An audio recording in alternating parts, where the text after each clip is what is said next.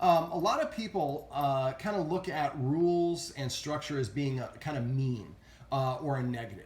And this typically is something that can confuse the dog because dogs learn by actually probing, waiting for somebody to correct them. So they're probing, intending for you eventually to say no. And if we don't ever say no, after a while that gives them the impression that we're equals, kind of like we just got done talking about. Daisy. Try to make a kissing sound. Daisy. Longer smooch. Daisy. There we go. All right. So the lack of rules or structure can confuse a dog into thinking that it can do what it wants. And sometimes this can result in unwanted habits and behaviors that we don't want. So one of the things I like to do, and I know that you follow, a client here follows me on follows my website and reads my write-ups. So she's familiar with one of my techniques, which is called petting with a purpose. I'm not going to go through it in detail here. I'm just going to go over some of the highlights. Daisy. Sit.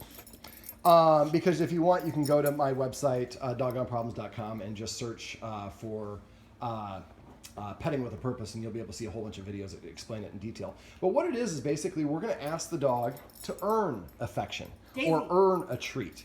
If we just pet the dog or give it anything it wants whenever it wants, just like if we have a child that we give everything it wants, we create a spoiled or a petulant child who's not going to be well behaved and is not going to respect us.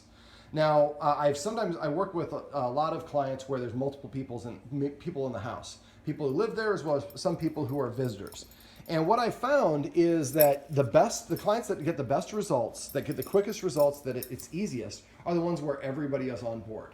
But if we have one person who is deciding that they're not going to follow the rules, I'm going to spoil the dog, I'm going to give it treats. You can go ahead and stop that. No, that's all right. So if I'm going to give it tricks, I'm going to give it treats, I'm going to do whatever I want to do independent of what everybody else is doing, then you are undermining the work that everyone else is putting in.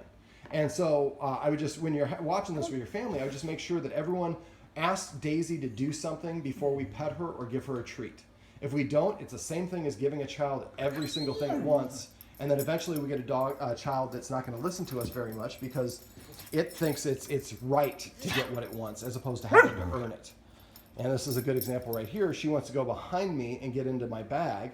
There's some good dog treats and smells of other dogs there. But because she's kind of used to getting her way and pushing, and a lot of dogs will do this, they'll keep on persistently pushing. Now, if a dog gets in your personal space, jumps up on you, nips at you, those are usually signs that the dog does not respect you. And a lot of people find this offensive, but dogs go by how you treat them, not by what you want them to do or what you tell them. So it's how we treat them. If we act like a parent and we have structure, and just because a child wants chocolate cake for breakfast doesn't mean they get it. And because it's what's in the dog's best or the child's best interest. Same sort of thing for the dog. So what I would suggest is everybody in the family stop petting the dog unless Daisy sits, comes, or lies down first. And then we say, down. So we're going to say one-word commands only. We're not going to say, good Daisy, good girl, good down. Because dogs key on the first word that they hear, the first sound actually. Sit.